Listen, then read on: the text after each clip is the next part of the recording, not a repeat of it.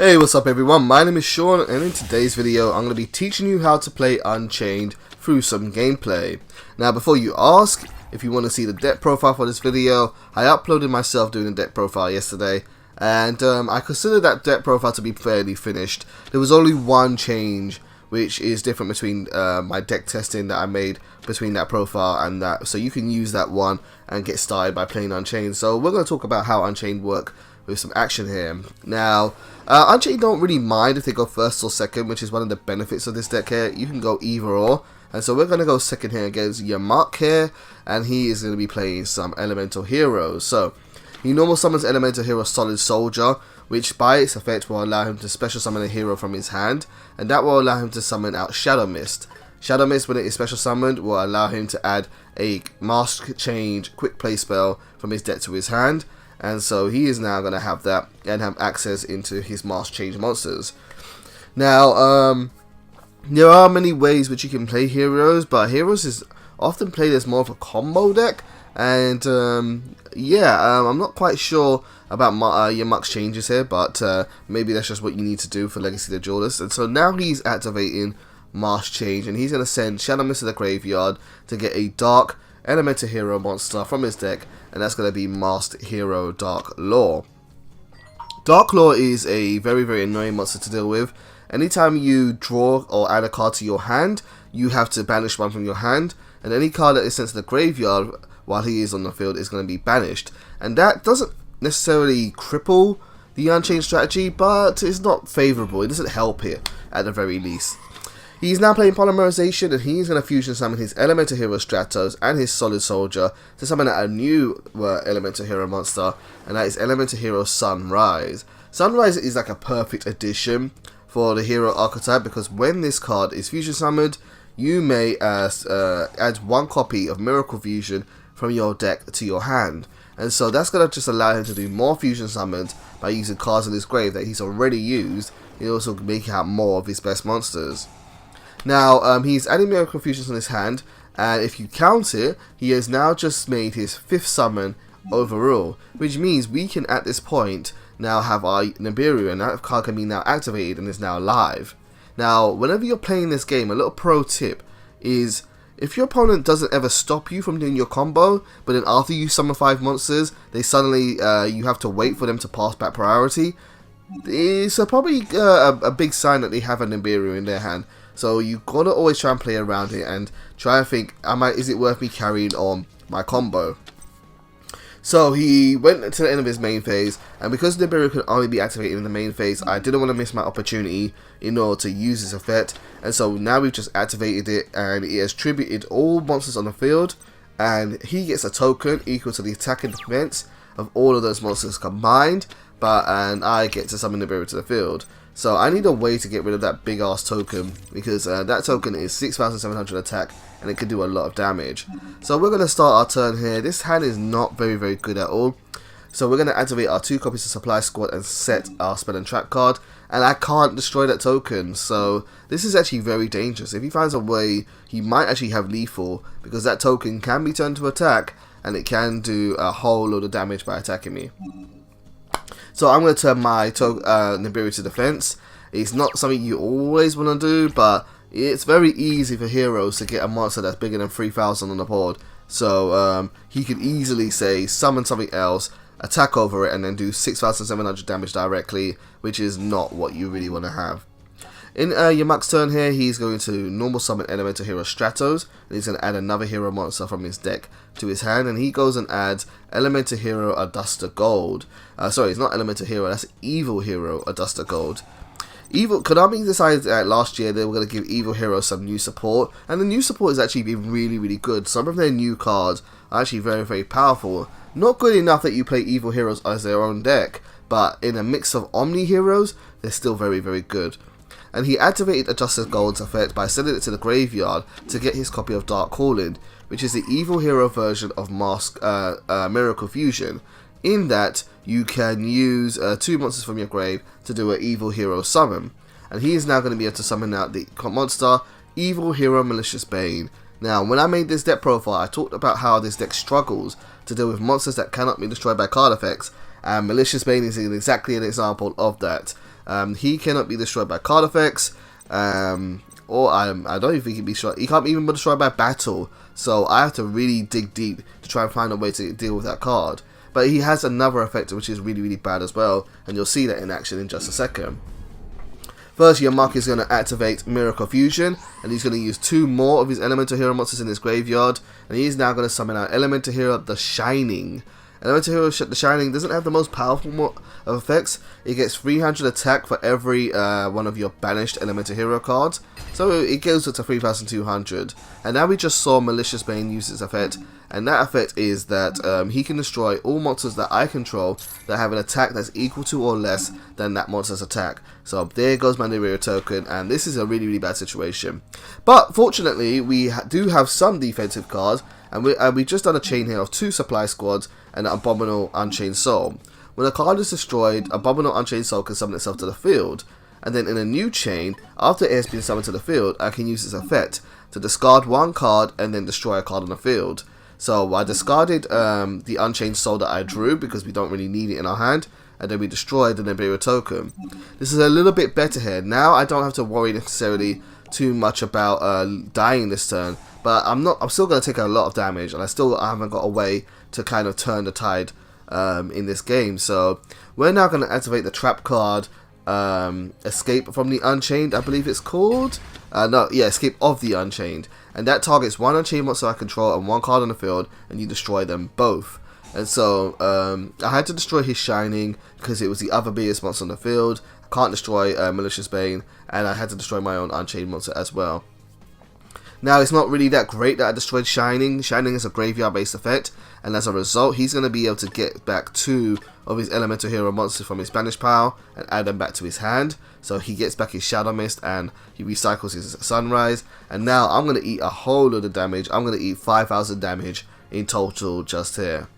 This is not a really good situation, I'm not going to lie to you. This is a very difficult situation to be in. Our cards, we haven't really got many of our starters. We've got Foolish Burial, but that's kind of slow in a deck like this. But we're going to use it anyway, and we're going to send to the graveyard Skarm, the Mana Branch of the Burning Abyss. And so Skarm, there it is. We already played 1 copy of it. I was actually testing 3, but I didn't think you really needed it, although you can try to do more copies if you want to. But Skarm will go to the graveyard for later on, and we'll set down our face down Speller Trap card, and then we'll end this turn. Now at the end phase of this turn, Skarm is going to activate, and it's going to let us get 1 dark level 3 theme monster from our deck. And you have the option of either going for something offensive, like a Tour Guide of the Underworld, or maybe you can go for something defensive. And because we're going to our opponent's turn, I think it's going to be best if we go a little bit of defense and get some protection, because we do only have 3,000 life points left, so we are in range of just dying this turn. So it is going to go to Yamaka's turn here. He's going to draw a card, and we're going to go straight to the main phase. He's going to go to the battle phase, and then he's just going to attack me directly, and that's just going to be game GG. Really well played there, mate. Well done. And yeah, that's just gonna be really unfortunate, because that just happens sometimes. Oh wait, we have a card. Never mind, we have Dark Spirit of Banishment. Now at the start of the damage step, you can discard Dark Spirit of Banishment from your hand to the graveyard and summon 1 level 8 fiend monster from your deck to the field. So we are going to use that to summon back our Unchained Soul of Disaster, and he is forced to attack that monster. Now that Unchained Soul of Disaster is activated, Supply Squad is going to trigger, both of them, allowing me to draw 2 cards, and then Unchained Soul of Disaster is going to activate, and it will let me summon a fiend monster from my graveyard to the field. So we're going to be able to summon back one of our Abominable Unchained Soul. Now I just realized I messed up here, because you can only summon Abominable Unchained Soul once per turn. So I actually kind of locked one off from the other one by activating its in-hand effect, but that's fine, it doesn't matter. Carrying on this turn here, we now have to discard a card in order to activate Abominable Unchained Soul's effect to destroy a card on the field. And both of these cards are actually really good. It hurts me to discard a card like Abomination's Prison, but I want my Tour Guide for later on. So we're now going to destroy his Stratos, and yeah, we live to tell another day, and we're going to live for another turn. And so he's now going to go out of the battle phase, out of the main phase, and he's going to end his turn. We're going to go to our turn 6th, and carry on from here. We draw into Evenly Match. I actually took this card out and put in Dark Ruler no more after this game here. I think Evening Match just doesn't really help with the grind game, and you it's a nice blowout card, but just not good for the grind game. And this deck does like to grind quite a bit, so I think Evening Match doesn't really work here. I think Dark Ruler no more is a little bit better. And we just played Unchained Prison, which is going to allow us to summon a monster from our deck, and so we go back and get our Unchained Soul of Disaster, and this is going to be our way to deal with that pesky evil hero Malicious Bane, because it can be targeted, and so because it can be targeted, we target itself and my Unchained Soul of Disaster to use this monster for a link summon. And because a level 8 monster went to the graveyard, Dark Spirit of Banishment adds itself back to my hand, so I get to use it again later on. So we finally turned the tide of this battle, and we have got an open field now, and so we're going to try and put as much damage as we can before we try and set up our defenses for the next turn. And so we get Tall Guy from the Underworld and we normal summon her, and then we go into be able to special summon a level 3 fiend monster from my deck to the field. And at this point, I really need access to the twins. I haven't seen them the whole game, and they're what makes this deck just go. So although I can't use Raquel as a threat, I can at least summon it to the field and put it in the graveyard later on, and hopefully recycle it later on back to my field. But now we're going to attack directly, and we're going to now pay back Yamak for that 5k damage he did earlier, and we're going to put some damage towards his way. And first, so we're going to do 1800, then we're going to do 2800 damage. Now we're going to do another 15, so in total that is going to be 4700 damage. And no, 4,300 damage, my apologies. And then we're going to attack with Abominable Unchained Soul, and that's going to do 3,000 damage, leaving him on a total of 3,700. However, he has a card in his hand, just like I have my banishment. He has Destiny Hero Dynatag, and that reduces the damage he takes to 0, but then does 1,000 damage to us both. And youch, that really hurts. We are both in a very critical position here, and so we got to be very careful. Now, I don't think this was necessarily the best monster to summon, but I really wanted to summon this monster, because Unchained Abomination is just so ridiculous. And so we're going to now use some of our monsters to go a link for and summon out Unchained Abomination. But I've got to be careful of what monster I choose. I can't leave a weak monster on the board. I would have liked to have left Raquel, so when it gets destroyed it gets to use its effect. But he might be able to just attack over it and OTK me, so I really don't want it to happen. Especially with Honest Neos, which can add 2,500 damage out of nowhere. You've got to be really careful.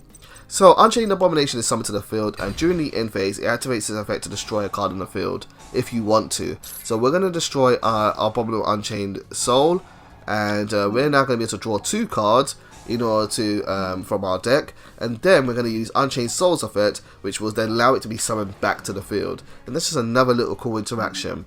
The downside is that next time it is sent to the graveyard, it will shuffle itself back into my deck, but that's not really a downside when you have so many cards that can summon itself to the deck, summon your monster from your deck to the field. So, you know, nonetheless, still really good. We've got 2 big monsters on the board. Yamak is now going to normal summon another copy of Elemental Hero Stratos, which will allow him to add any hero monster from his deck to his hand, and he's going to go for another evil hero, Adusted Gold. He's now going to use the effect of Adusted Gold, and that is going to allow him to add Dark Calling from his deck to his hand, which is now going to allow him to do another fusion summon using cards in his graveyard. And so he's going to have to summon another evil hero monster, and there's only really one evil hero monster Omni hero players really want to play, and that is definitely going to be another copy of Malicious Bane. And I just worked so hard to get rid of it, and now it's back again. And yeah, this card is annoying to deal with. So Malicious Bane is going to be summoned to the field, and yep, he's got Stratos as well. And then I believe he's going to use Malicious Bane's effect to destroy all my monsters because they are weaker or equal in attack to his. Unfortunately, Supply Squad is going to activate, and we're going to get to draw 2 more cards from our deck. Supply Squad really has paid dividends in this game, where we have had this card on the whole duel and just kept on drawing cards. And so now he's going to attack for game, do for lethal. Oh no, wait! Dark Spirit of Banishment. I got it back from my hand from the graveyard for free, so we get to use it again. This card is so much fun to play with, we just keep on getting it. It's an Honest that just keeps on recycling itself from the graveyard. So, we discard it, summon Disaster. Disaster will be destroyed by battle. Then Disaster will trigger, Disaster will summon a different fiend from my graveyard, and we can actually go for a linked monster if we wanted to, but we're going to go for Unchained Soul, and then we're going to summon it to the field.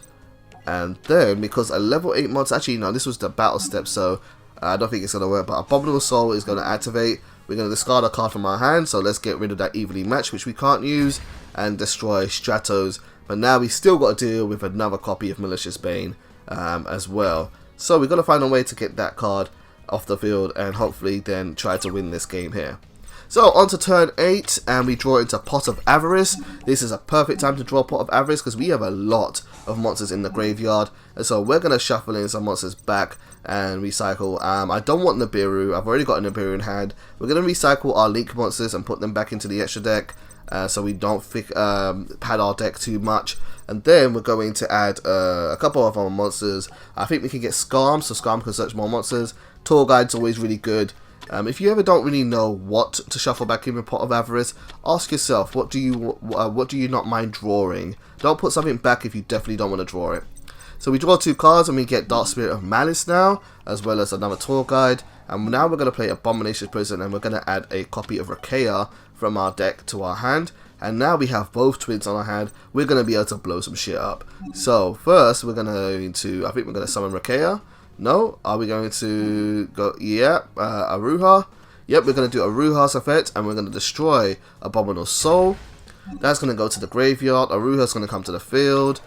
Abominable Soul should be able to trigger.